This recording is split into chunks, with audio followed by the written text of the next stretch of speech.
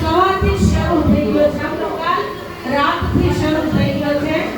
અમારે આ અશોકભાઈ ભાવનગરથી આવ્યા છે અને મને કે બેન કાલ અમારી પ્રસાદી રાખી દો ને, એટલે મેં કીધું આજે તમારી પ્રસાદી ન હોય, આ દેસાઈનગરનું મંડળ છે એમની આજે મહાપ્રસાદ પણ છે અને પ્રસાદી પણ એમની છે।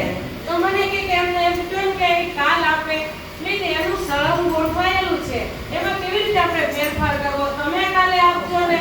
મને કે મારે તો કાલ જ આપું છે, મને ઉત્સાહ થઈ ગયો છે, આજે રામ આવવાના છે ને એટલે કે મારે આઈસ્ક્રીમ ખવડાવો, ડબલ પ્રસાદી આપજો પણ મારો પ્રસાદ ગોઠવી ગયો।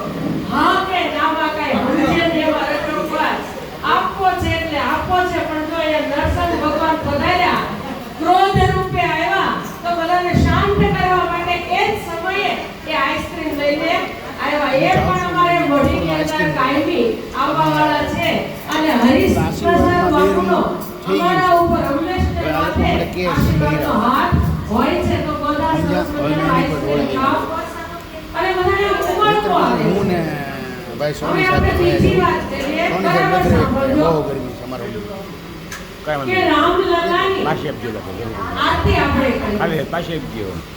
કથા ભાગવત ખૂબ કરાવી છે ભગવાને, અમને ખૂબ મોકો આપ્યો છે, આટલું બધું અમે આપણે ધાર્યું નહોતું, એની કૃપા હોય તો જ આપણે કરી શકીએ।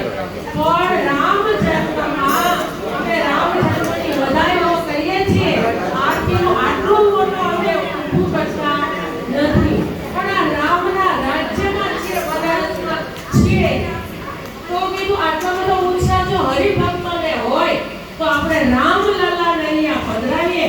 કૃષ્ણલલા તો છે અને એમની પણ આરતી સરસ